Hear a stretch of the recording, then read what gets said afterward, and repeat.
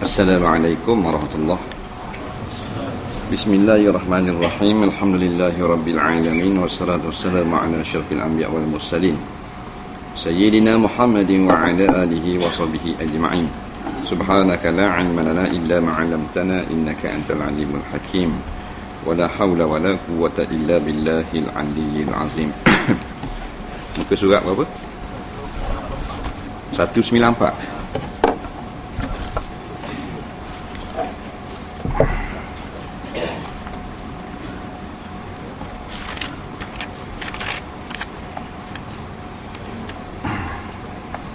Qala al-mu'allif wa rahimahullahu ta'ala wa nafa'na wa iyyakum bi'ulumihi fid dharain amin ya rabbal alamin. Kata pengarang rahimahullahu ta'ala, setingkat artinya kufu. Arti dari kufu atau setingkat adalah persamaan antara mempelai lelaki dan mempelai perempuan di dalam 5 sifat. Iaitu pertama, di dalam agamanya mempelai lelaki beragama Kristian, mempelai wanita beragama Islam, maka tidak kufu. Dan bagi walinya berhak untuk membatalkan pernikahan. Yang kedua, hendaknya antara mempelai lelaki dan perempuan selamat dari cacat-cacat nikah, iaitu gila, penyakit juzam, kusta dan baros. Mempelai lelaki gila, mempelai wanita tidak, maka tidak kufu. Merdeka, mempelai lelaki hamba dan mempelai perempuan merdeka, maka tidak kufu. Yang keempat, di dalam keturunannya nasabnya lelaki non-Arab, bukan Arab, tidak setingkat dengan wanita Arab. Yang kelima, adil dan pandai menjaga agamanya. Lelaki yang fasik tidak ketingkat dengan perempuan yang adil dan pandai menjaga masalah agamanya.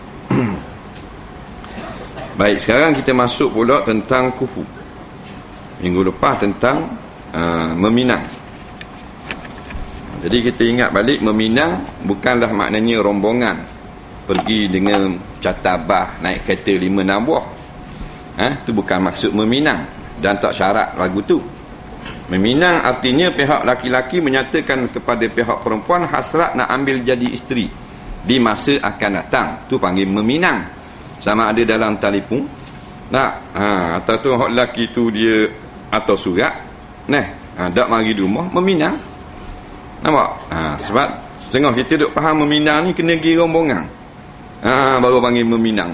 Tu rombongan, bukan meminang. Meminang ni pihak laki-laki menyatakan hasrat. Sama ada dia kata direct depan atau dia jumpa kedai wedding yang jumpa. Tak? Tengah duk pilih telur. Panggil meminang tu. Pihak laki-laki menyatakan hasrat nak ambil sebagai isteri. Tu panggil meminang. Ataupun maknanya puan duduk tepi beteng dengan ayah dia, petang-petang lelaki lalu dengan motor ke laut, pakai laut kot dalam sungai gitu. Dia panggil meminang juga. Faham tu. Jadi malam ni bab kufu. Kufu maknanya sepadang, sebanding, bandingan, padanan.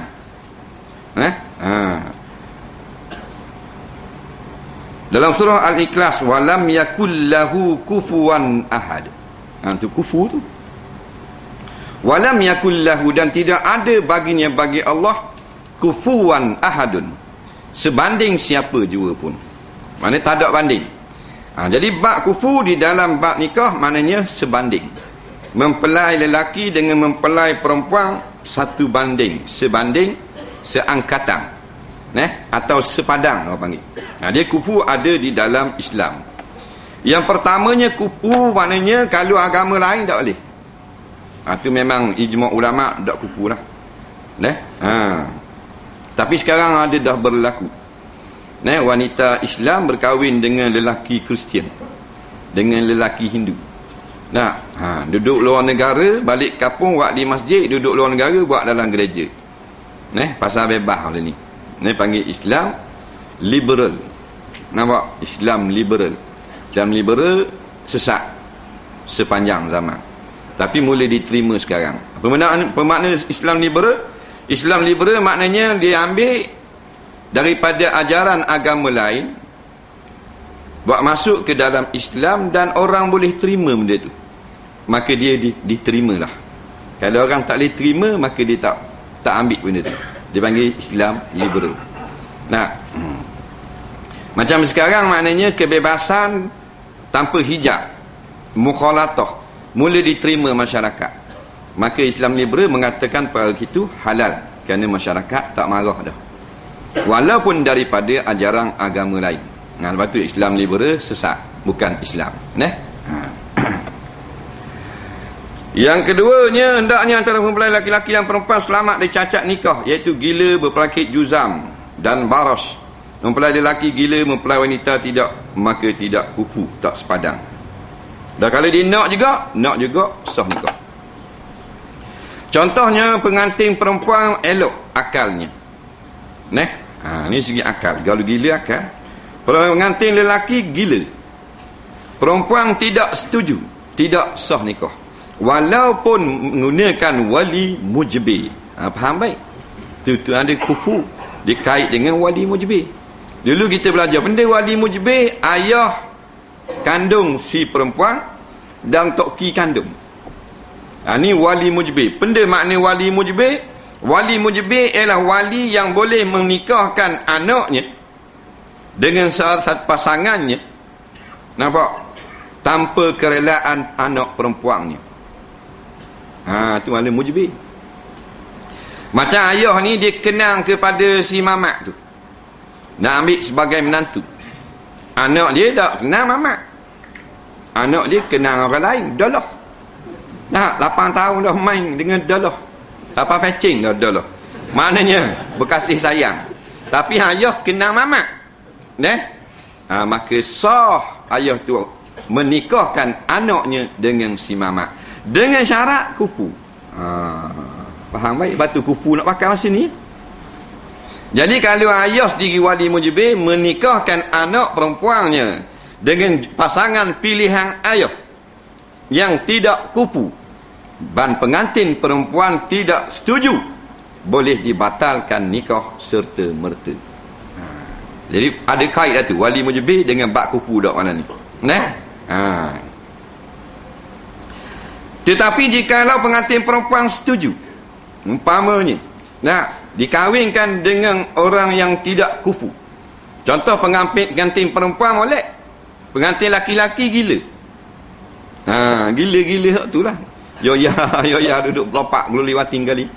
Nak pakai stokeng sebelah. Nak pakai trendok naik utuh. Gila-gila tu lah. Hak tidur ngata rawa. Hak perempuan setuju, tak apa, sah nikah. Perempuan kata hak gila aku nak, senang. Nampak? Hak tak gila leceh ingat itu. Jadi sah. Faham lagi? Sebab tu perempuan dia ada hak kau. Walaupun wali tu dia ada kuasa besar, tetapi anak perempuan dia ada hak juga. Yang kata boleh paksa nikah, pasangan dia kufu, barulah sah nikah, walaupun pengantin perempuan tidak berkenan. Nampak lagi yang faham? Dah rasa sikit-sikit. Tak faham tanya, tak tanya faham. Senang je. Tak faham tanya selalu. Sebab kalau tak faham rugi kat kalau kita dengar tak faham. Kat pergi balik lagi minum air faham dia. Aku tak apa nampak juga. Jadi rugi. Lambat tak apa ngaji nak faham. Ada orang dia tak mampu, dia nak dia habis hitak. Dia habis tu tak reti benda. Pengantin kias dengan gila pula. Pengantin laki-laki rendah sikit pada gila, dungu. Dungu lagi. Macam Mr. Bean. Pengantin perempuan tak setuju, tak sah nikah. Kalau akad nikah dia senyap, sah nikah. Lepas akad nikah dia pergi komplain pada qadi kena batalkan nikah. Nampak?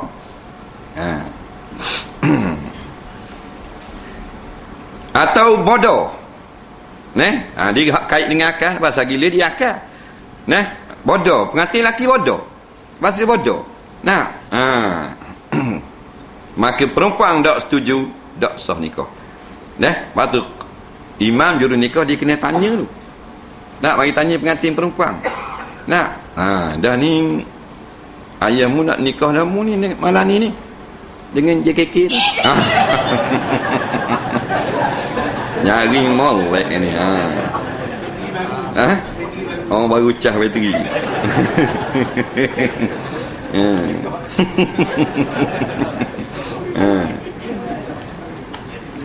Dia kalau dia tak ada susah hati kita. Malah ada orang di tiang baru. Tengok apa ke main buang musing. Jadi apa orang kata tak ambuh. Saya tak kenang. Tak akad nikah. Nampak? Pasal apa? Pasal katakan hak nung bodoh, dia cerdik. Kalau dia pergi akad nikah juga, Tok Imam bodoh. Nampak? Tapi kalau Tok Imam mari tanya, ni nak nikah dah ni, ayah mu nak akad nikah malam ni mu ni. Mu suka tak kayak gini? Dengan jodoh tu. Dengar khabar mu tak suka.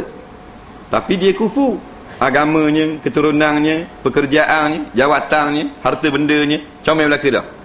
Tak puan tak suka. Dah boleh kopling nanti suka tak suka. Sah nikah pasal kufu. Pengantin perempuan gila, pengantin laki-laki gila. Kufu tu. Tu memang kufu sepadang dah. Dia sah nikah orang gila. Orang gila boleh nikah. Yang tak boleh tu imam gila, juru nikah. Tak boleh. Siapa kata mana tu imam nak pagi dah bunyi. Mari ngaran zek. Naik pak atas rumah. Ngemutu-mutu tu imam gila. Tu tak sah nikah.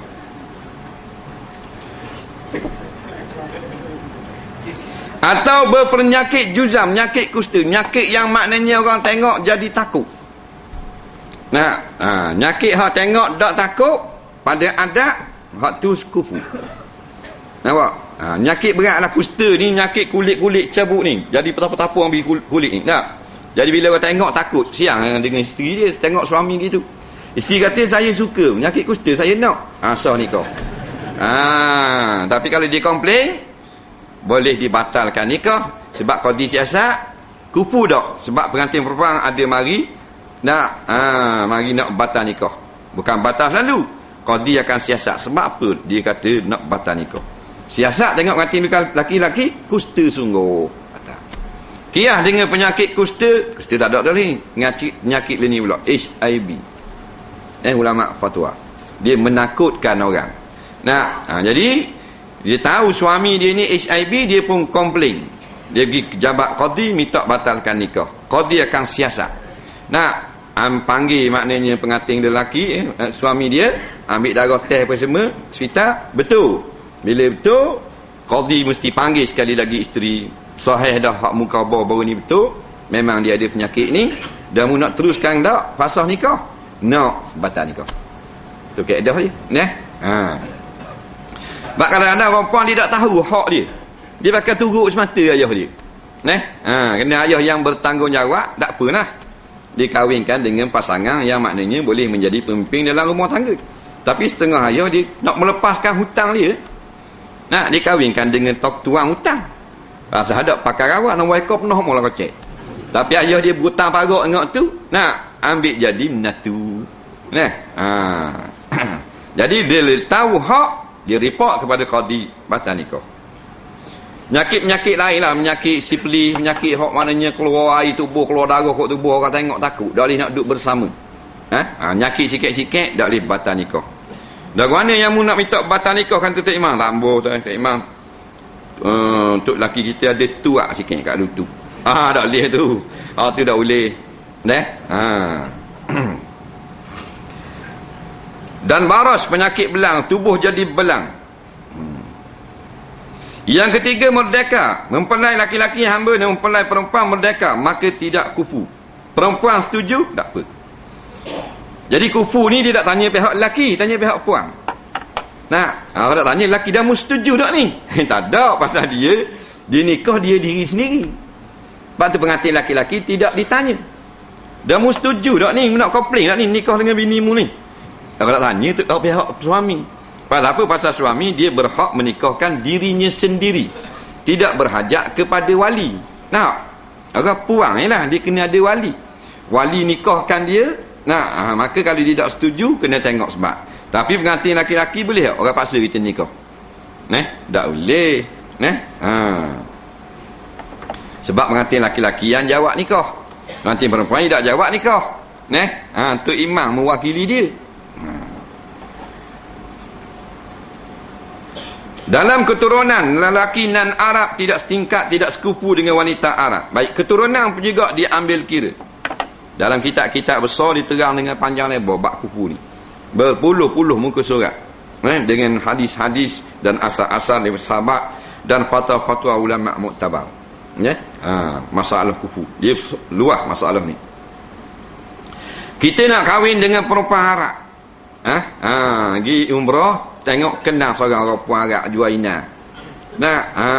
Jadi bila nak nikah, Tok Imam akan tanya perempuan Arab tu. Bakal pengantin, bakal suamimu ni Melayu. Nampak? Mu Arab, mu setuju tak? Setuju. Boleh nikah. Sebab kadang-kadang dia tak setuju, ayah dia yang suruh nikah. Dia kata saya tak setuju, saya tak suka orang Melayu. Maka tak boleh nikah. Keturunan juga diambil kira.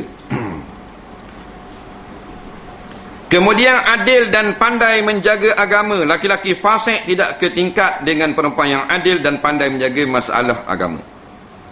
Pengantin perempuan orang sembahyang. Pengantin laki-laki set ceriluk-cerilak. Ayah dia nak suruh nikah juga. Perempuan tu tak suka, tak sah nikah. Kerana tidak kupu pada keadilan. Tak sah. Learning, orang tengok ni semayang tak semayang. Tak tengok. Awak tengok sisi. Tengok sisi kereta. Ni 2.0, ni 2.5 tu. Ni 2.0, ni 2.5 hari je. Ni mau. Dia main tengok sisi kereta. Tak semayang semula. Tu kira semula. Dah ramai mana learning? Suami tak semayang. Tak semayang ni dia jahat sekali. Kalau berzina tu 100 hutang. Tak semayang, hukum mati, mandatory. Kalau merokok, potong tangan, potong kaki. Mencuri, potong tangan saja. Tapi tak ada maknanya dalam bab semayang ulama mazhab kata potong tangan. Ada, potong kepala. Kepala potong. Tu bab semayang. Tapi lah ni pelik-pelik sungguh. Malah ada ni wakna tu. Tak semayang. Macam mananya kira lagu mana? Dan kita ni adalah memegang amanah. Anak perempuan kita ni amanah Allah. Wilah kahwin dengan orang semayang. Kaya miskin tu hal lain. Semayang. Jaga 5 waktu. Mana dia Islam. Dia tak semayang, dia bukan Islam. Dia Melayu mudah lupa. Malah ada pada rule ni menatu dak sembahyang. Jangan ambil menatu tak semayang. Imam Ghazali kata haram walaupun nikah sah. Dia pengkhianat anak perempuannya sendiri. Pengantin perempuan jenis tutup aurat. Pengantin laki-laki jenis tak tutup aurat. Pengantin perempuan jenis pakai tudung. Tak kira lah tudung labuh, tudung bulat, tudung lepeh. Jenis tutup aurat. Dia hak terbaik memang tudung labuh. Dengan jubahnya selarik apa semua tu hak terbaik. Tapi maknanya kalau dia bertudung tu dia kira orang ni ada dah beragama. Tak bertudung tak herau agama. Ngatin laki-laki law pendek lagi. Tantang main wala law pendek. Keting sama dengan Azoh. Ting. Maka tidak kufu. Tanya pengantin perempuan dah setuju tak ni? Tak setuju. Tak sah nikah. Tapi kalau sama-sama menjaga aurat, sama-sama dah maknanya beragama, tak setuju, sah juga. Ayah dia nak nikahkan pengantin perempuan anak dia dengan Tok Imam. Tok Imam kalau tak pertikah, tarang Tok Imam lah pendek. Tok Imam mana orang jaga semayang 5 waktu. Maka walaupun maknanya dia tak kenal, kalau wali tu mujibir, sah nikah. Boleh nikah. Anak dara dia. Janda dah masuk tu. Janda kalau dia tak kenal, pakai tak sah nikah. Dia janda lain. Nampak? Dia rikong dah. Dia hak anak dara. Kalau kufu tak kenal, tak sah. Kalau kufu tak kenal sah. Kalau tak kufu tak kenal, baru tak sah. Janda tak ada kira kufu tak kufu. Dia kata tak suka, tak sah nikah. Itu kelebihan janda.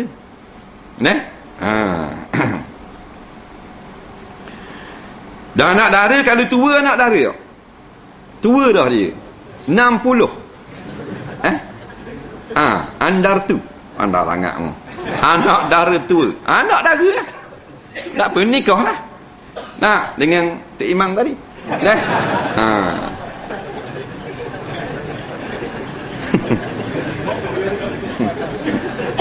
Nak muda sama. Gitulah. Ni Allah tengok natu belak-belak sungguh dengan kata tekuk. Natu kata tekuk macam beruk naiknya. Nah, jangan we nampak sangat. Kalau hak udun ni belakang orang boleh tahan kira, nampak dah terang-terang turun kereta atas tekuk. Turun motosikal atas tekuk, nampak zahir sangat dah. Tak? Allah Rabbi. Nyambil malah tak ada wakna tu. Tak semayang, tak apa, tak erti hukum mandi junub, tak erti bab benda. Ni kau ramal ni. Nampak jakit. Penyakit ni iaitu lelaki tak tahu hukum agama. Perempuan tak apa, khabar dah. Perempuan tak apa. Nak, perempuan bahan lara jenis free hair dan jenis nak pakai tudung, jenis pakai punggung ni. Tak apa, kita boleh nikah dia pasal kita pemimpin. Hak lelaki tak boleh. Nampak? Pasal dia pemimpin. Macam orang awak ambil orang kerja kan. Nah, maknanya bos jabat tu mesti cerdik. Kalau kuli wadah biasa kan. Ni bos wadah. Tak jadi syarikat gulung tika. Nah.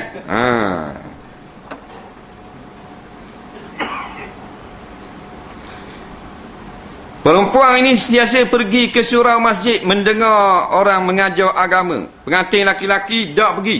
Cari makan pagi petang. Dia pun komplain kepada jurunikah. Jurunikah tak boleh akad nikah.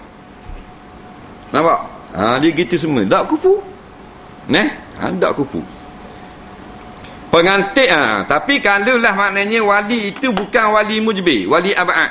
Macam wali tu abang dia, adik dia, pak dara dia, anak dara dia, sepupu dia. Tu tak kira kupu tak kupu, mesti persetujuan pengantin perempuan. Mesti persetujuan pengantin perempuan. Habis. Faham dah bab kupu tak? Jadi bab kupu untuk menjaga perempuan, pengantin perempuan, supaya tidak dizalimi. Kufu atas tingkat ini tidak menjadi syarat perkahwinan, tetapi jika tidak dengan keredaan masing-masing mempelai dan wali, maka boleh bagi wali untuk mempasahkan pernikahan itu dengan beralasan tidak kufu atas tingkat. Dia bukan syarat sah nikah, tetapi jika ada komplain, jika ada maknanya aduan daripada pihak yang berkahwin, barulah kufu ini boleh menjadi sabab membatalkan nikah. Tak ada komplain, tak ada masalah. Mengenai kufu ini berdasarkan daripada firman Allah Ta'ala, az-zani la yankihu illa zaniyatan aw musyrikatan wa zaniyatu la yankihuha illa zanin aw musyrik wa hurrima zalika 'alal mu'minin.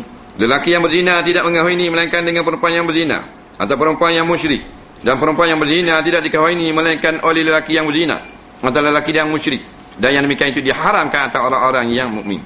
Maka maksud ayat ini adalah tidak pantas dan tidak setingkat orang yang beriman kahwin dengan perempuan yang berzina, demikian juga sebaliknya. Jadi maksudnya dalam mazhab Syafi'i bukanlah mengatakan tak sah nikah, tetapi jodoh yang sepadan perempuan jahat tu hak laki-laki jahat lah, laki-laki jahat, perempuan yang jahat. Tapi dah nikah juga sah. Sebagaimana firman Allah Ta'ala, al-khabisa lil-khabisin, nampak? Wal khabisuna lil khabisat. Perempuan yang perangainya hodoh, maka jodohnya lelaki perangai jahat. Lelaki perangai tak pakai rawat, maka jodohnya porong juga. Dalam ayat tu. Tapi bukan makna syarat sah nikah. Sebab kalau kita nak adu, kan kita kan manusia, kita letak sesuatu tu padang dengan benda. Padang dengan benda. Pinggang makuk di rumah pun kita padang dengan benda, nak letak dengan sudu. Takkan pinggang beli maknanya 15 hias sesek, sudu hak 800 sepasang. Tak menasabah. Jadi pandai kita letak. Jadi kalau alas meja hak 15 hias, padang dah meja 100,5. Takkan alas meja beli dekat Switzerland 1,500, meja 13 hias beli. Maka dah menasabah. Kita sendiri pun begitu jugalah dengan jodoh. Fasah nikah, rasak nikah. Ni rasak nikah. Perempuan boleh dipasah nikah, ditolak perkahwinannya sebab ada yang satu dari 5 cacat. Yang pertama sebab sakit kusta. Yang kedua sebab gila. Yang ketiga sebab sakit belang. Yang keempat sebab kemaluannya tertutup dengan daging. Yang kelima sebab kemaluannya tertutup dengan tulang. Baik.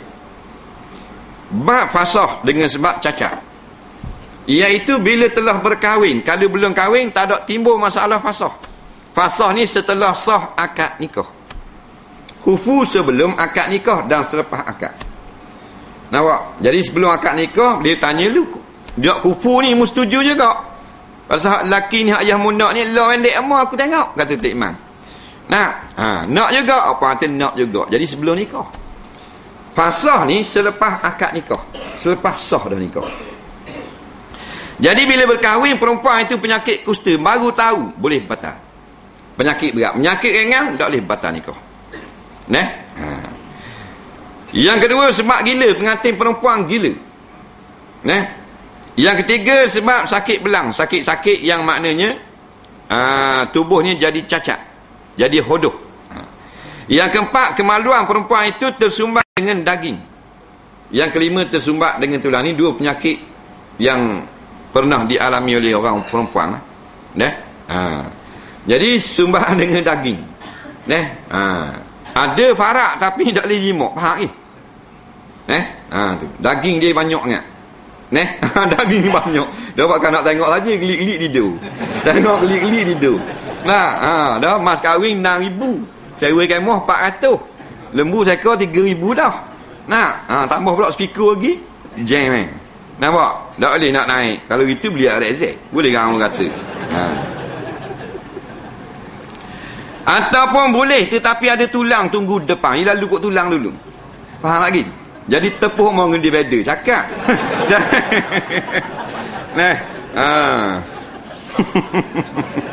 Faham lagi? Faham lah tu kiah-kiah dah lah. Ada kok. Waktu tanya dulu. Tanya sebab nyanyi enggak dah. Walaupun kita boleh pasal siang dia dah nikah dah. Faham tak tulang? Tepat laluang tu dia ada tulang. Biasa lalu orang lalu molek ni ada tunggu tulang duk tunggu situ. Main maknanya sengal tak mau. Dah ni sungguh ni bukan gol lah. Kan ada berlaku kan geliran ni pun tengok dengar muda dia tak suka nikah. Ada arah lah hamba. Tak tahu ke hukum. Agak senyak gitu lah. Tak kerti nak buat benda. Dah nak buang tulang tu tak boleh. Dia nak buang. Bukan barang luar, barang dalam. Tukar tu buang. Sumbat tulang. Begitu juga halnya lelaki dipasah nikahnya sebab ada cacat 1 antara 5. Yang pertama sabak gila. Masa tunang tak gila, mana nampak dah hawa-hawa. Bila nikahnya mari gila. Naik atas rabun terjun ke atas kipas, jadi menengur ngatih perempuan takut tang. Tidurlah robok. Jadi takut malam-malam bunyi macam rimang tak buah, tukar. Batalkan nikah sebab gila. Tetapi dengan pengesahan qadi.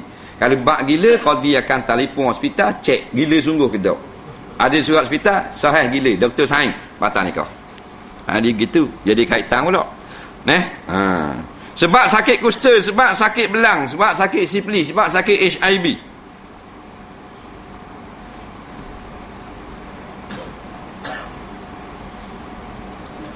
Yang keempat sebab kemaluannya putus. Ada kat putus. Ni putus. Maknanya bila nikah baru tahulah dia maqtu' dia panggil. Kemaluan terpotong. Terpotong masuk dalam spoket. Umpamanya. Mak lempik. Tak ada tinggal peluru dia putih. Jadi nikah baru tahulah. Gini pula. Jadi takkan nak duduk saja gitu. Nak suruh cerai tak cerai. Jadi perempuan siang ke dia. Nyanyi ke dia boleh report kepada qadi. Qadi tanya benda masalah. Perempuan jawab, "Yilek." Tak ada benda. Yilek orang apa? Tak ada. Tak ada tak cerai lagi. Qadi akan periksa. Bukan buka depan qadi. Qadi akan arah pihak hospital. Pihak doktor seorang nak bagi periksa. Tu ke tak ada. Takut kadang-kadang dia main silap mata. Adanya wak main tak ada. Wak store tu. Pandai jenis pandai silap mata. Ada juga orang. Nah, macam orang dulu-dulu kan. Nah, cerita Pak Mak dia. Pak Mak Pelanduk. Kan dia lama tak ingat. Orang tua-tua duk cerita. Dia boleh buat cabut tangan. Tangan boleh buat cabut. Yang ngaji dua ni. Nampak? Orang tengah tidur. Kata cuma pergi gerak tu. Pak Mak. Orang tak tahu kan lagi gerak. Gerak cabut tangan. Tak apa demam 3 hari kawan tu. Padahal ilmu dia. Nah, ni takut gitu juga. Jadi kena cek dulu. Takut dia main susuk-susuk gitu. Tak boleh kira jenis bahasa kura. Jadi putus bakal boleh batal. Dia kata, apa orang kata tak boleh batal. Kita hak putus kita nak. Dah umpamanya. Maka tak ada apa-apa lah. Pasal hak dia. Wali tak boleh paksa apa semua dah. Nah, pasal apa takut-takut berlaku gitu. Dia tak erti ke hukum. Duduk secongok di rumah gitu kan. Nak cerita ke orang malu. Nanya ke dia. Nak menanggung perasaan. Yang kelima, ni ramai. Sebab kemaluannya tidak bergerak. Mati pucuk. Faham? Mati pucuk. Ada watching je boleh. Ada. Ni tak bangun lah. Dia bangun, kemaluan tak bangun. Jadi kalau hak ni tak boleh batal lagi, kena report ke qadi. Ingat ke puan? Dia kahwin dapatlah suami yang mati pucuk. Mati pucuk. Mati pucuk ni macam tisu lah. Nampak? Akak tu. Faham? Dah tolong khabar. Jadi dia report. Kalau dia nak, dia setuju, tak payah report benda. Nampak? Itu selamat aku.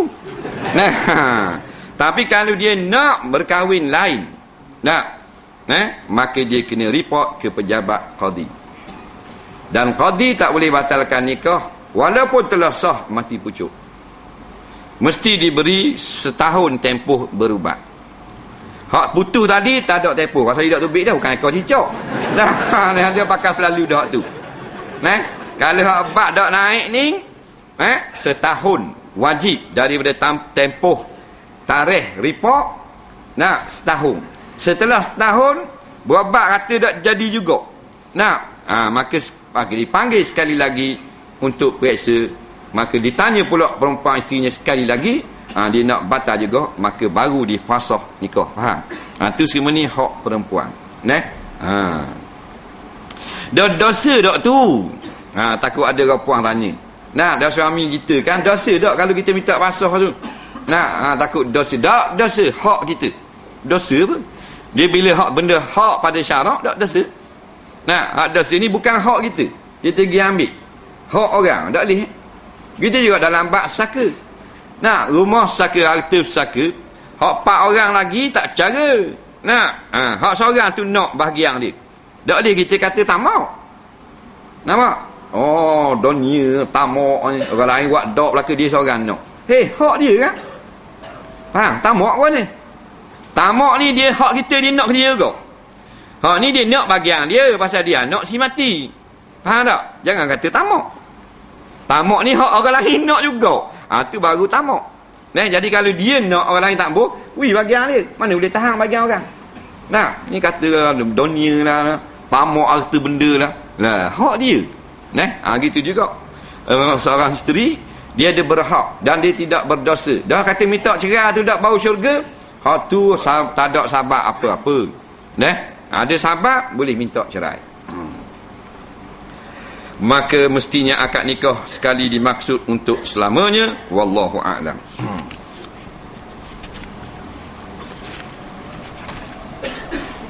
Kita tengok soalan.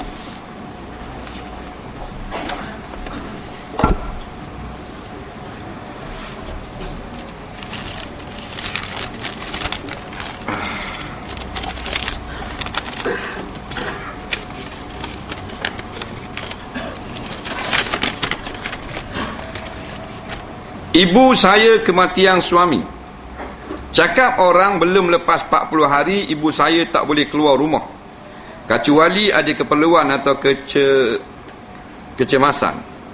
Bagaimana kiranya ada jemputan kenduri, perlukah hadir atau tidak? Berdosa tak kalau pergi keluar rumah atau pergi kenduri? Tak elok ke macam mana? Tolong jawab. Ibu dia kematian suami, maknanya dia duduk dalam edah wafat. Kemudian ada orang kata tak boleh keluar rumah 40 hari. Jawabnya, perempuan yang kematian suami haram keluar rumah, wajib duduk di dalam rumah, tetapi bukan 40 hari, 4 bulan 10 hari. Arba'ata ashhurin wa ashra, 4 bulan 10 hari. 40 hari ni karut. Ambil duana pun tak tahu. Ijma' ulama 4 bulan 10 hari, 130 hari tak boleh keluar rumah. Dan ni nak pergi makan puluk haram. Tamunatu haram. Yang boleh kecemasan ataupun keperluan yang tak dapat tidak. Yang pertama kita terang dulu keperluan. Dia ni tak ada duit nak makan minum, dia kena tubik jual sayur, maka dia benar jual sayur pasar dan balik terus ke rumah lepas jual. Maka keluar itu tidak haram. Dia kena keluar kerana maknanya tak ada orang nak ambil anaknya balik dari sekolah. Anak dia kecil lagi, tak ada orang nak ambil, dia boleh keluar ambil anak, buat balik di rumah. Tu keperluan. Kecemasan, rumah nak utuh, ular masuk dalam rumah, kecemasan boleh. Beli barang, pergi beli beras nak kena keluar kedai luar, maka tak haram dia keluar. Yang maknanya kalau tak pergi, tak pergi pun tak apa, haram. Seperti makan kenduri, haram.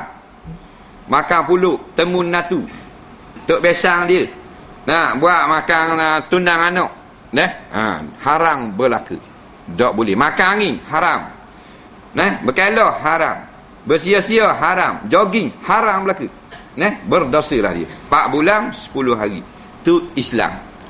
Tak ikut tu jadi ngarut biar.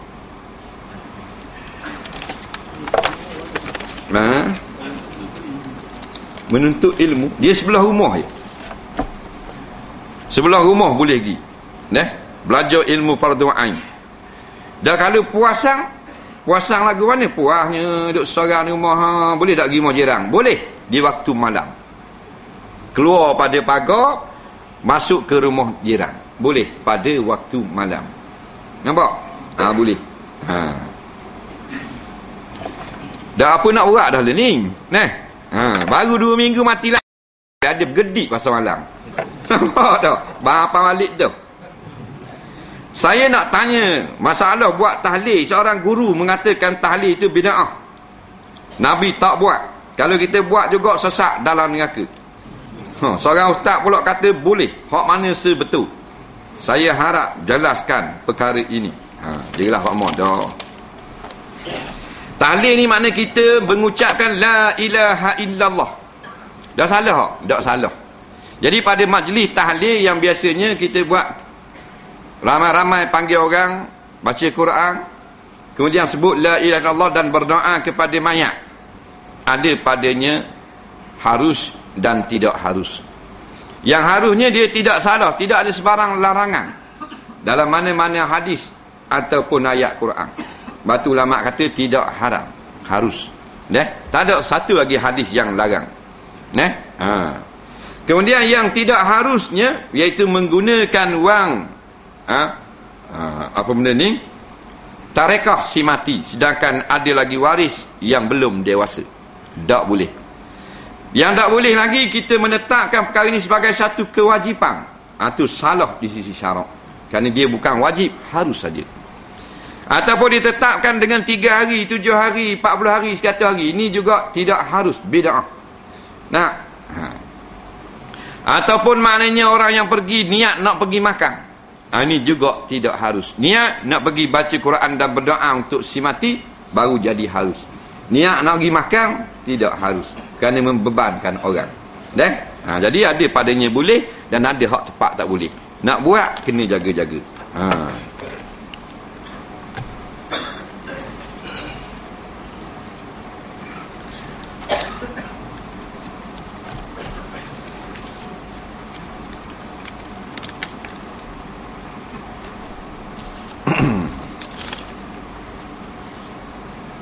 Baru-baru ini saya pergi Rusila. Tok Guru Haji Abdul Hadi ada khabar 4 bukit dan 4 sungai yang berada di bumi akan berada di syurga. Tapi Tok Guru sempat khabar 4 bukit saja.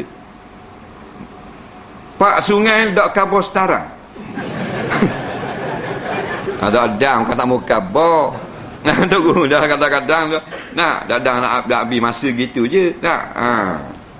Bukan tak mau khabar.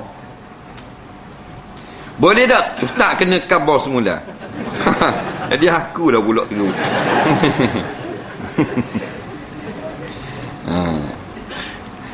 Jadi hadis ni hadis tentang hari kiamat di padang mahsyar nanti. Hadis ini memang ada hadis yang meriwayatkan. Dan hadis masa malam Isra' Nabi SAW menceritakan dia naik ke langit, atas pada langit yang ke-7, dan dia melihat 4 batang sungai. Ditanya Jibril, mana punca sungai ini? Maka dibawa Nabi kepada satu pohon yang sangat besar. Maka ditunjukkan di bawah pohon itu asal 4 sungai. Dan sungai ini mengalir ke syurga. Jadi 4 sungai ini sebenarnya disebut dalam hadis sungai air tawar, sungai susu, sungai madu dan sungai air anggur. Nampak? Sungai khamar. Sungai air tawar, air kosong. Satu sungai air madu, satu sungai air susu, yang keempat sungai air anggur. Itulah setakat sebut dalam hadis. Soalan seterusnya.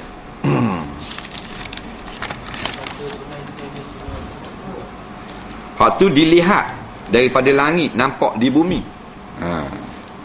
Bukan sungai tu ada di langit. Dulu saya seorang yang jahat dan jahil. Tak mu seorang lah.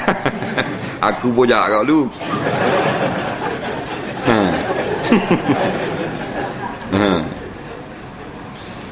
Saya tersesat terlalu jauh. Berbagai kegiatan yang saya buat, seks bebas, semua saya sapu belaka. Tak ramai kan gitu nak. Ni tak apalah. Lepas saya berjinak-jinak dengan kuliah ustaz, saya mula sedar dan insaf, tapi baru ni terbabah pula sekali lagi. Itulah. Sekarang saya sedar balik dan insaf semula. Tapi di hati saya kata, tak guna dah mu semayang. Semayangmu tak diterima Allah. Adakah taubat saya diterima Allah? Adakah saya ini masih umat Nabi? Tolong jawablah ustaz. Insan yang sangat lemah. Jadi sebab tu dikatakan kita ni insan. Kata ulama, innama yusammal insanu insanan likasratin nisyan.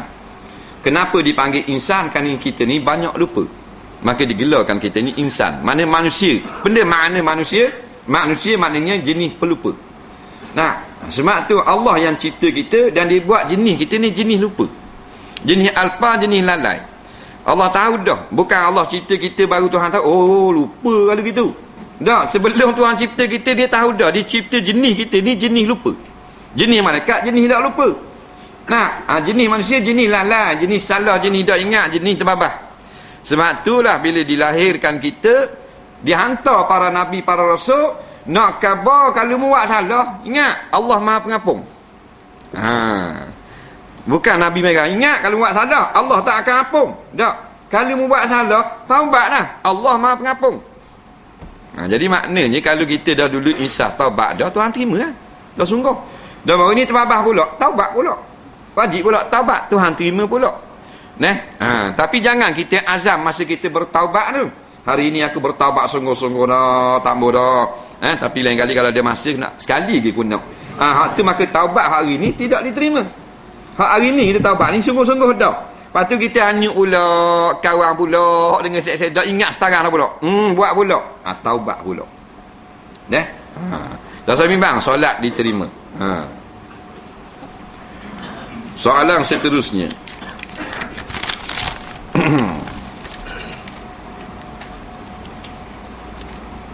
Apa hukum letak gambar orang yang telah mati seperti mak ayah kita dan lain-lain menjadi penghias laptop ataupun handphone? Jawabnya, sebagai perkara ini tidak dilakukanlah. Letaklah gambar-gambar lain lah. Jangan letak gambar orang yang telah mati. Dan tidak mengapa ulama kata kita ada gambar ibu bapa kita masih hidup dulu. Jadi bila dia mati dah sekarang, nampak? Maknanya gambar tu mewakili orang mati. Jadi kita berasa kita nak tengok mak kita, toki kita pun buka gambar tu. Tapi jangan jadikan perhiasan. Jangan jadikan perhiasan. Benda lain banyak lagi boleh buat wallpaper. Gambar bunga, air terjun. Apa hukum bermain daun teruk dalam target? Tidak guna duit betul tapi dalam internet lah. Dia main daun teruk dalam internet, berlawan pacu daun dalam internet saja. Kata ulama-ulama mazhab Syafi'i, dosa kecil. Kerana dia belajar bermain judi. Nampak? Walaupun tidak judi, belajar bermain judi. Jadi ke arah dosa besar, dosa kecil. Belajar tu dosa kecil dulu. Tak main. Banyak lagi game lain kan. Game-game yang haru. Banyak kan kita tengok game dalam internet, game yang haru pada syarak. Soalan seterusnya.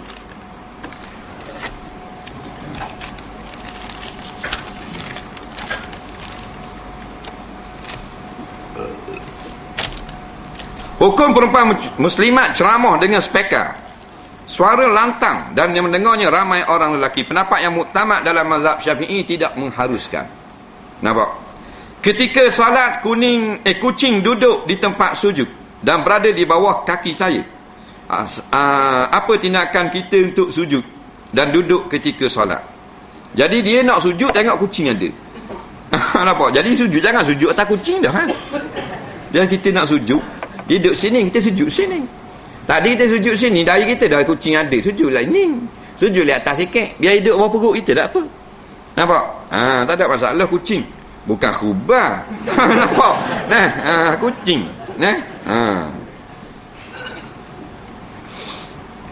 Tapi ada satu kali tu disurah. Masih sujud. Bila sujud, kita duduk sah belakang. Jadi kucing ni mari main dari tadi dah. Masa rakaat pertama main ikut kaki kau tu, main ikut kaki orang ni, ikut kata imam kau nak balik. Jadi bila sujud, dia pergi masuk bawah. Ni kaki orang sujud, ni punggung. Dia pergi masuk bawah ni. Nampak? Jadi bila kata duduk, kucing duduk dalam kain. Faham tak? Kucing ni dalam kain jadi bombok kan. Tepi tu suka batal api. Jengkreng lah gitu. Kita tak batal tapi gitu muka. Dah gerak sini Faham tak? Ada kucing. Jangan bahang dia. Nampak? Tuhan buat dah tu. Anjing lah, kapi. Orang Islam kucing main dalam rumah. Atas surat naik. Dia lihat atas meja ngajar naik. Orang lihat ada. Ada satu kita tengok dalam VCD mana. Belah Fatah Barat. Seorang ustaz tu duduk ngajar. Kucing lari lepuk duduk atas ni. Darah duduk situ. Siapa kabi duduk situ. Duduk jilat bulu, jilat. Mana nak masuk CD kat dia. Kalau ustaz wadah jetik ni, kapau. Ustaz tu wadah. Pasal apa? Pasal Nabi, kucing duduk atas gerbang Nabi. Nabi nak sembahyang tak akak gerbang. Rela tak akak gerbang sembahyang. Pasal kalau akak dia tengah tidur ganggu. Ni kita tik telinga tu. Tedik tu. Tik telinga mu lah. Kucing lah tu. Boleh tak saya bergerak beralih untuk elok di kucing? Boleh. Kucing duduk depan sini, kita duduk sini. Sini tak apa, sini tak apa. Boleh hanjuk kan? Duit KWSP yang saya dapat punya interest, bolehkah saya guna untuk buat jambatan dan upah untuk kerja buat jambatan? Boleh. Saya seorang peniaga, ada beli yang memang kerja dia, pembeli kerja haram dan hasilnya pun haram. Saya tahu duit itu haram. Boleh tak saya berurus niaga dengannya? Kata Imam Ghazali, kalau orang tu 100% maknanya dia usaha yang duit sumber yang haram, kita tak boleh bermuamalah dengan dia. Yang bolehnya dia ada usaha yang haram, dia ada usaha yang halal. Menyebabkan hatinya ada yang halal, ada yang haram, maka sah kita bermuamalah dengan dia. Nampak? Betul ke benih tembakau dari air kencing syaitan? Tidak betul, tak ada hadis. Apakah air yang berada di lapak jalan terpercik ke pakaian kita boleh dipakai sembahyang? Boleh, selama mana bukan najis. Air lapak, air jalan. Kita naik basikal, mak gak tak ada. Netik atas belakang nampak ni kotor atas belakang. Selagi tak nyata di situ najis, maka boleh buat sembahyang. Sebagai dimaaf pada syarak. Tapi kalau netik tu memang tai lembu, memang tak boleh buat sembahyang.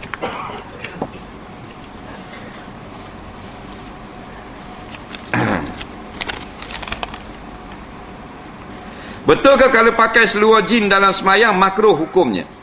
Sebab tu pula makruh. Tak makruh semayang pakai seluar. Harus. Yang makruh ni orang laki-laki pakai seluar dan ketat, sehingga nampak bulat punggungnya. Kalau seluar ni tak ketat harus. Tapi kalau ketat nampak bulat punggung dia. Orang puang haram nampak bekas punggung, haram. Ni budak-budak puang je pakai luar ketat, ada gitu. Nah, cawak cek, cawak 3 inci. Beli tu 5 inci seluar, pergi kecek pula cawak. Punggung tu hak tak ada dah. Nah, pakai cawak kecek pula jadi macam kucing. Kepeh. Nah, nak ke lawa tapi tak kena cara. Jadi hudus pangkoang. Nah, haram dah pula. Macam mana ni pandangan dia. Kalau saya gantung gambar Kaabah yang mana ada orang tawaf di keliling Kaabah, itu boleh ke? Ada malaikat rahmat tidak akan masuk ke dalam rumah. Kalau tidak nyatalah maknanya gambar orang itu hanya nampak kecil-kecil itu saja, maka harus pada syarak menurut setengah ulama.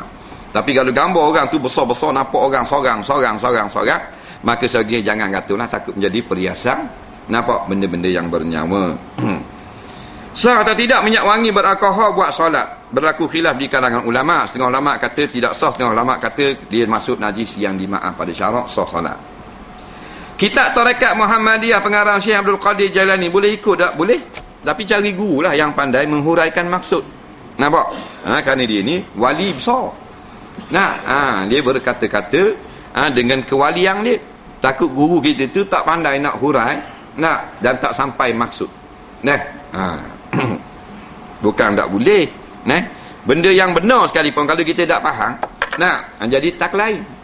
Tak usah kata kitab Syekh Qadir Jailani, orang tak pandai mengaji Quran, dia beli sendiri kitab Iqra. Betul tak ya cik? Dah betul nak kata kan ni. Nampak? La Malik dia kata Ming. Tak ada guru. Dia tak pernah belajar. Tu baru alik betul.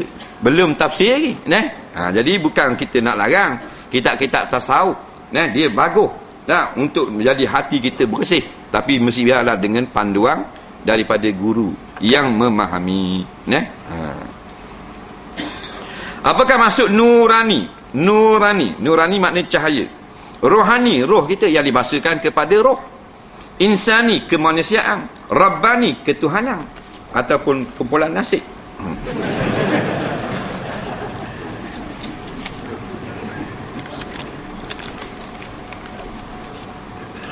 Apa kau makan dengan 2 belah tangan?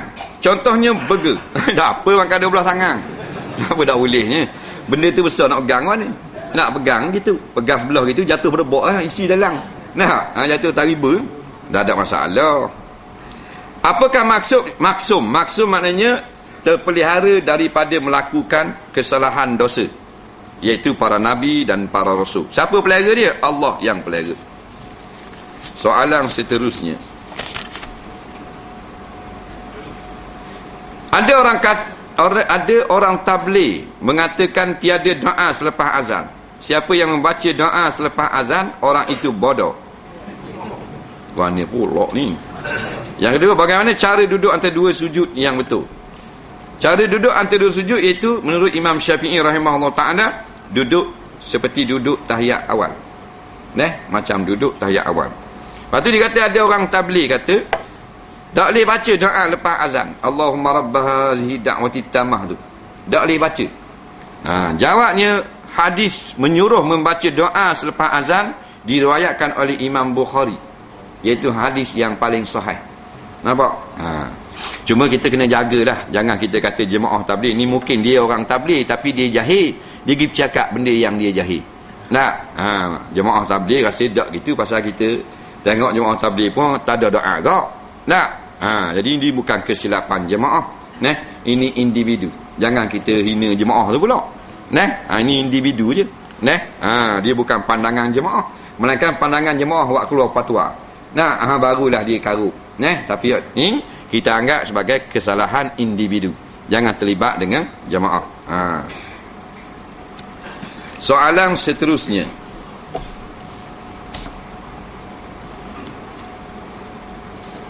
Najis yang nampak sah ke tidak buat solat? Najis yang tak nampak.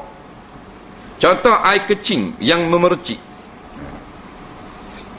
Kita jalan nak pergi ke surau, atau kita nak naik daripada rumah, daripada bilik air, nak masuk semayang. Kita tengok anak kita duk kecing. Ternampak air kecing dia, nampak kilasan cahaya, kena di baju kita. Nampak? Dia kan air kan, dia ngecik, dia kadang-kadang kena cahaya, dia gelik, nampak tak? Memang kena, tapi tengok tak nampak. Hukumnya kalau kena sungguh, sah semayang. Dimaaf pada syarat. Yang tak bolehnya nampak air kecil setitik, aluh wajib kena masuk. Tapi nampak kena tak, kita cek tak nampak, pasal aluh. Tapi kalau waktu bit teropong doktor nampak, maaf pada syarat. Kerana kecil sangat.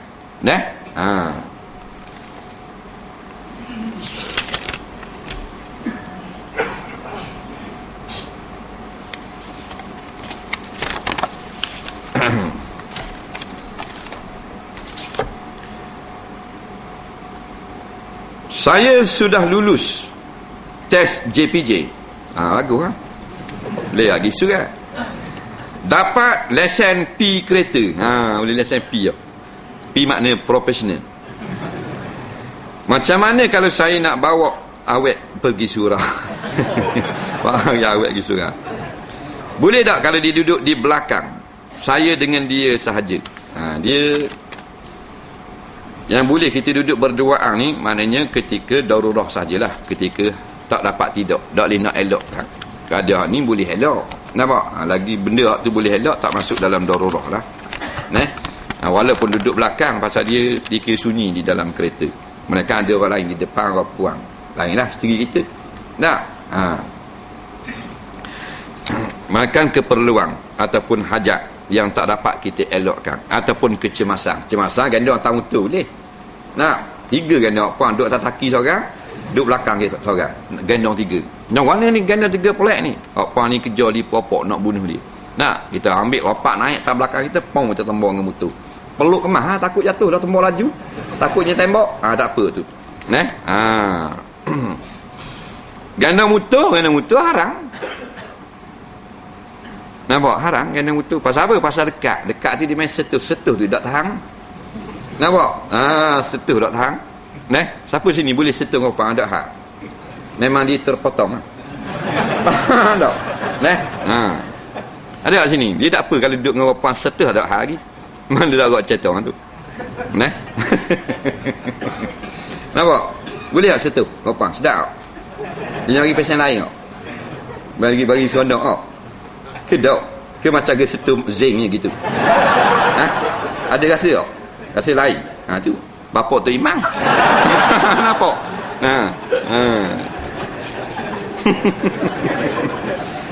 Gitu. Dah kena mutu setuh. Kadang-kadang pun yang kerik-berik. Pasal takut setuh. Kalau Melaka jauh tak tahulah kosing dia. Nampak? Panjang. Kosing dia panjang. Mana dia duduk sini. Puan tu duduk belakang kursi belakang dia di kapur apa. Tu lain kan. Tu jauh.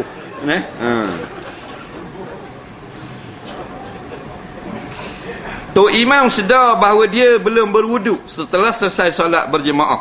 Lepas sembahyang jemaah baru sedar tak ada wuduk. Lepas kecincin naik lumayan. Apakah sah solat para makmum ataupun sebaliknya? Jawabnya, makmum yang mengetahui imam tak ada wuduk, maka tak sah solat dia. Tapi makmum yang tidak mengetahui, sah solat dia. Assalamualaikum warahmatullahi wabarakatuh. Assalamualaikum warahmatullahi wabarakatuh. Imam, Allah dah ingat setara ambil wuduk tadi. Pas kecing naik selalu. Nampak? Jadi makmum nampak tak dia kecing naik selalu dah ambil wuduk. Tak makmum tunggulah surah. Dah komat. Haji je mari. Komat jelah. Dan makmum yang tahu maknanya dia ikut juga tak sah. Umpama makmum tu dia duduk masa kat atas imam cing, dia tengok dia tahu imam cing dah ambil wuduk naik terus, dia pun ikut juga. Dia yang tahu. Bila dia tahu, dia yang tak sah. Nampak lagi?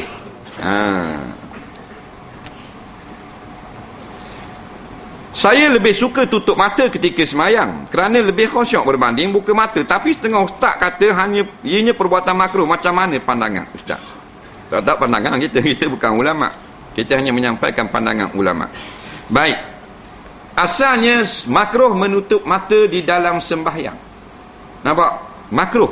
Tak berdosa, makruh, tidak digalakkan. Tetapi kata Imam Al-Ghazali rahimahullah ta'ala, termasuk Imam Ibn Salah rahimahullah ta'ala, dan Imam Nawawi rahimahullah ta'ala dalam kitab masing-masing, apabila kita tak tutup jadi kaya, jadi hanyut, duk tengok ke dunia, maka kita pejam baik sikit, kocok sikit, maka pejam lebih baik daripada buka. Faham? Apa hukum solat bagi mereka tertidur di dalam sujud? Batallah tidur dalam sujud. Apakah hukum membaca doa dalam bahasa Melayu? Harus membaca doa di dalam bahasa Melayu selepas salam. Dalam sembahyang tak boleh. Dalam hati boleh. Adakah bulu kucing dikira najis? Ya, najis, tetapi najis yang dimaaf kerana dia bermain di kaki manusia, bermain di dalam rumah manusia, maka Nabi beri kemaafan. Ustaz, sembahyang jemaah masjid mana? Tanya juga gini. Kita banyakkan masjid Merbau Fatah. Ada baru payah tak nak parking. Nampak? Pas luar jalan Merbau Fatah. Cilang-ciluk dengan Masjid Kolang Khalifa. Melainkan minggu kedua jemaah. Tak ada sini ya. Boleh tak kita seng hingus semasa semayang? Dia seng. Seng. Seng ni mengeluarkan hingus. Jawabnya, kalau maknanya tidak sampai berbunyi dua harah, maka tidaklah membatalkan semayang. Jangan buat macam seng luar, khing jadi batal semayang. Soalan seterusnya, 10 minit insya-Allah habis.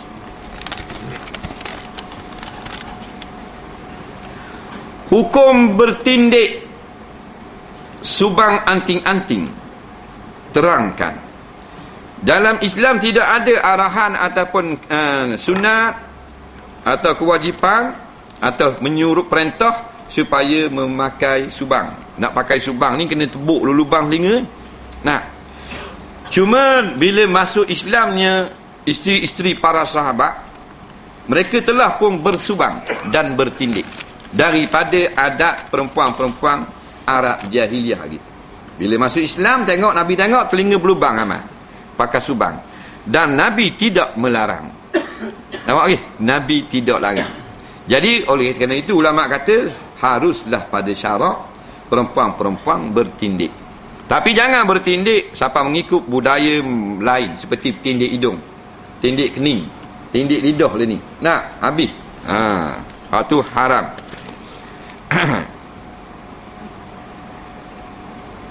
Najis mughalazah, basuh 7 kali air, termasuk 1 kali air tanah. Bagaimana cara nak basuh? Adakah setiap kali basuh itu adakah 1 gayung air sehingga 7 gayung air termasuk air tanah? Kalau begitu cara bagaimana pula dengan orang yang basuh dengan air paip? Cuba terangkan. Jawabnya, 7 kali basuh, 6 kali air bersih, 1 kali air yang mencampur air tanah dan dia menjadi keruh, sebagai air tanah. Tidak mengkira dengan gayung, tetapi dengan kiraan bercurahan yang meratai tempat yang kena najis. Contohnya tempat yang kena najis itu 1 inci persegi saja. Ni kecing di kecing di berok di anjing, lebar tu tahi dia. Kita pun ambil tengok kesang ada di atas-atas, lebar tu atas seming. Kalau lebar tu adakah kena dengan gayung, dengan gelas ni padang dah. Sebab lebar tu kita jiruh gini lebih pada kawasan lidah. 2 inci persegi. Jadi 7 jenis. 7 cawang. Nampak? Tapi kalau besar gitunya kecing, air kecing anjing, 7 baldi. Tetapi nak kira yang pertama itu setelah kita buang zat dia dulu. Buang dulu zat dia. Tak ada dah zat, tinggal kesang saja, lembab dia tu. Hak tu baru start 1, 2 sampai 7.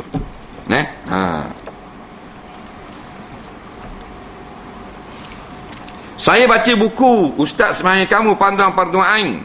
Bila mengatakan sentuh kulit anjing kering dengan tangan yang kering, tidak terjadi najis. Betul? Lain pula dengan kulit babi, sekiranya disentuh sama ada kering ataupun basah dikira najis. Adakah kulit anjing dan babi itu berbeza? Jawabnya tak ada beza. Menurut pendapat yang muktamad, anjing dan babi najis mughalazah. Kalau dia kering sama kering tidak berpindah najis. Dia tidak berpindah najis. Anjing laut dikira dalam golongan najis berat juga ke? Anjing laut tidak najis. Dia bukan anjing. Nampak? Dia kata anjing najis ni anjing darat. Anjing laut dia tak najis. Apa najis pula? Najis bukan najis dia. Dia mapuh baru najis, sama macam kucing. Dia hidup macam kucing. Dia tidak najis. Dan apa muka dia orang panggil anjing? Orang panggil anjing tu sebab muka macam anjing. Dia tak erti nak buat nama anjing laut. Tengok main laut. Dah erti tengok muka, pasal muka dia kalau tengok macam muka anjing. Tapi dia bukan anjing. Duduk dalam laut. Orang panggil anjing bukan kerana dia jenis anjing. Dia bukan anjing asal, anjing darat kena supah main dalam laut dah. Tapi kita orang Melayu tak erti nak buat nama benda. Tengok muka macam anjing, anjing laut. Tengok muka macam singa laut. Tengok ada gajing macam besar macam gajah laut. Gitu. Tengok maknanya macam tu, JKK laut.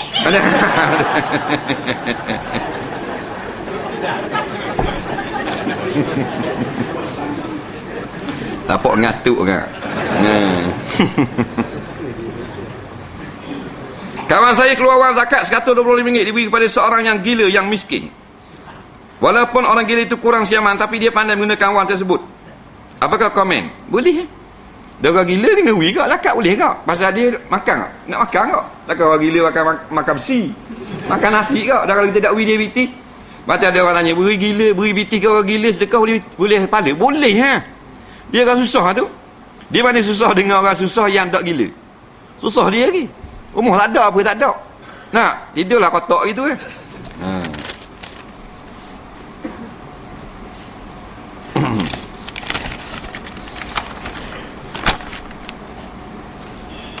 Saya menipu untuk jaga maruah seseorang. Adakah dikira tipu yang diharuskan? Jawabnya, kalau kita menyelamatkan maruah seseorang, kita terpaksa menipu. Tetapi menipu itu tidaklah menzalimikan orang yang lain. Dan tidak ada menipu itu maknanya mengambil harta orang lain. Maka diharuskan pada syarak. Nampak?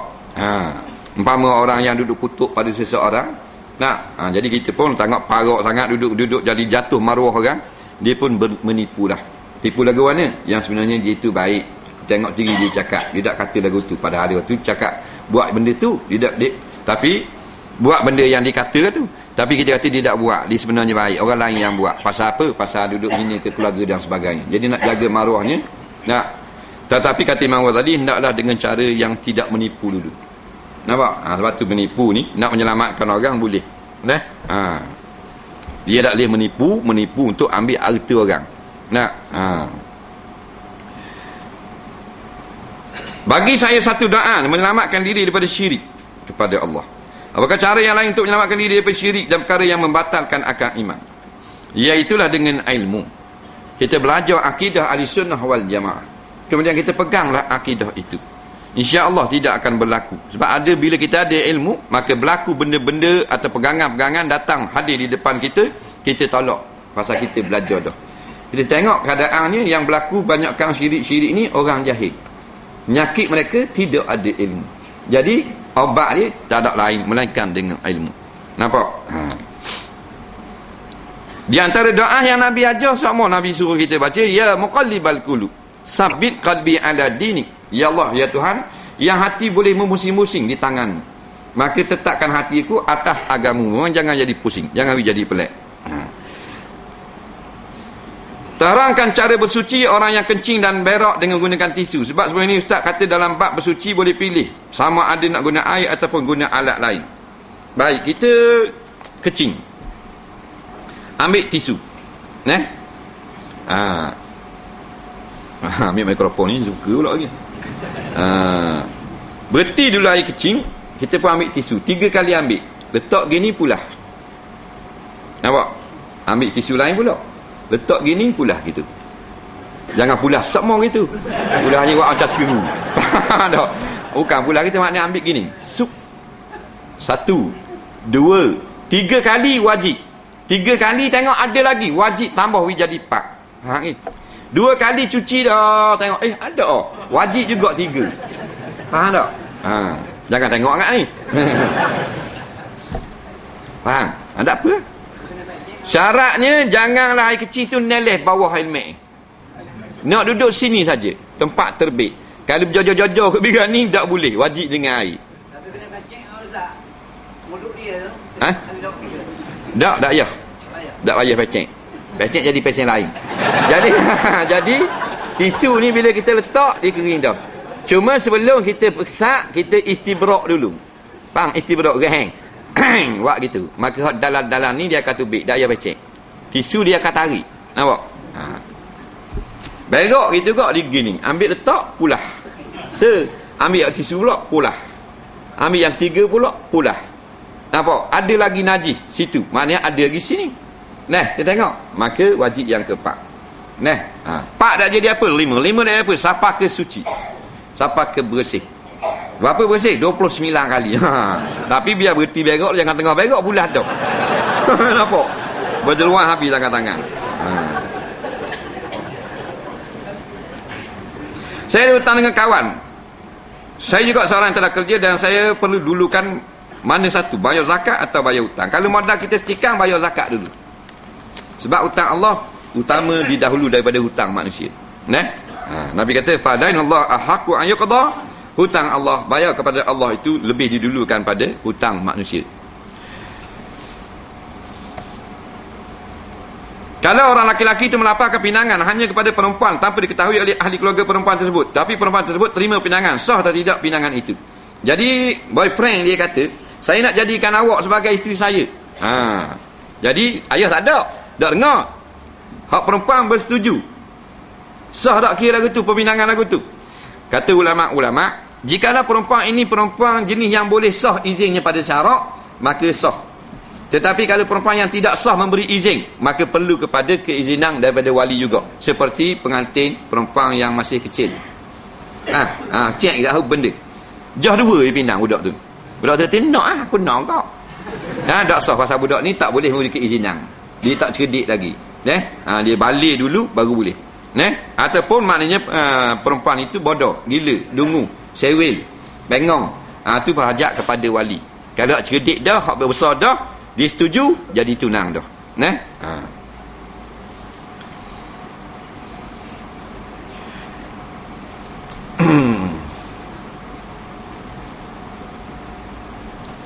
Saya seorang cikgu. Kamu seorang ramah cikgu. Perkahwinan saya sudah mencecah 12 tahun. Bagus. Masalahnya suami saya curang di belakang saya. Suami saya nak kahwin lagi. Dah kahwin lagi, curang dia. Tak curang.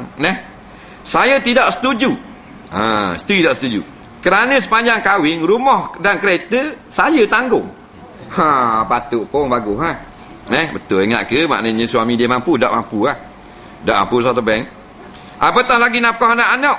Nafkah anak suami isteri yang tanggung. Macam mana nak kahwin lagi dasar kahwin lah, mengaruk je. Kita kan suami ni patutnya isteri tak keluar sekepeng. Tu gentleman. Semua kita belaka. Dengan makan anak bini kita habis licin. Semua kita. Dapur gas, sopa, kereta, minyak kereta, rotek, break. Nampak kita belaka. Nampak tukar selendar, bayar api, bayar air, bayar tambang sekolah anak, bayar susu, bawang, lada, atas kita belaka. Modeh bini, kita bayar. Tu baru kelas sekali. Nampak? Tu baru betul gitu. Dalam ni tak lagi orang kerja lagi. Tak apalah. Kalau nampak mampu dah lagi, suruh dia berhenti. Biar kita betul-betul menanggung isteri kita.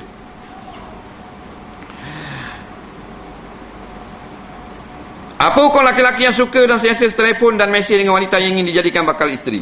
Dengan bakal isteri ada keringanan pada syarak, iaitu cakap perkara penting bagi tahu. Khabar ni, nak khabar ni, 27 hari bulan ni, kena hadir, kursus nikah umpamanya. Jadilah, love you, you love me, love you, intang payung, umbrella, main duk gitu aja. Habis prepaid. Mana tak imam? Duk main gila ni? Dah.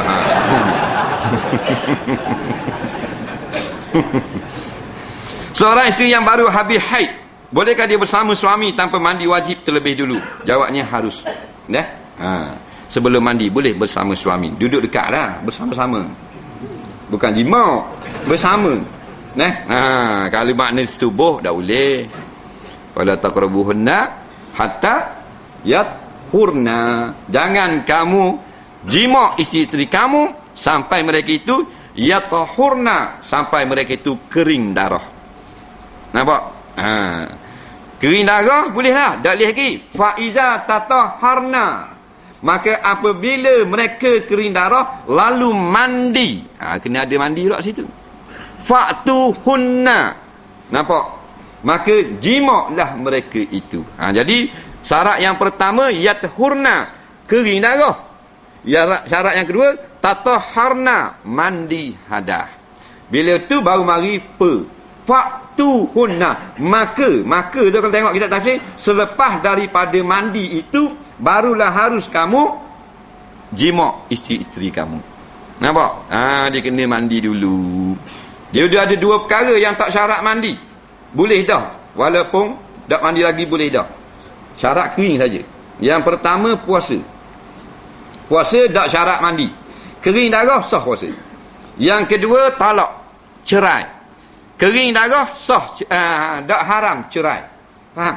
Suami boleh cerai, tak berdosa. Tapi darah tak kering lagi, suami cerai, berdosa. Walaupun jatuh talak. Nampak? Jangan main. Orang putih ni, orang Cina gitu. Orang kafir. Dalam haid memang dia tubuh. Tapi bila kering darah, Hindu mandi, Hindu. Tak mandi. Kita tak mandi juga. Bini kita lebih kurang bini Hindu. Nampak? Jadi kena mandi dulu. Jangan. Padahal kalau tak belajar, ramai dah kita tengok pasangan-pasangan di interview sebut di dalam majalah. Mereka ini melakukan kesalahan, iaitu bersama suami isteri tanpa mandi. Pasal duduk faham. Maknanya lepas pada kering darah boleh. Dah jahit. Surah tak pergi dengar. Duduk faham gitu lah. Tapi kalau masa darah ada tu memang orang jahil pun reti. Tak boleh jimak, saya tanya. Dia tanya orang bodoh. Orang jahil, orang kaki tak mari surah. Masa isteri kita tengah keluar darah boleh tak setubuh? Tak boleh, dah baik. Dah baik dia tahu. Dah kering dah darah, dah mandi lagi. Rasa ke boleh saya boleh. Rasa ke boleh. Nampak? Kata. Jadi bila gitu, jadi haram. Dia nak mari, nak belajar malas. Kadang-kadang takut kerja kaki. Nampak? Takut kena ambil nombor pelik lah begitu begini. Padahal jahil kita sendiri. Bukan dia nak jawab dalam kubur kita. Jadi kalau dia kata seorang kan tak boleh piti raya. Kita mari juga. Dia di rumah dia ni, kita pusing kono.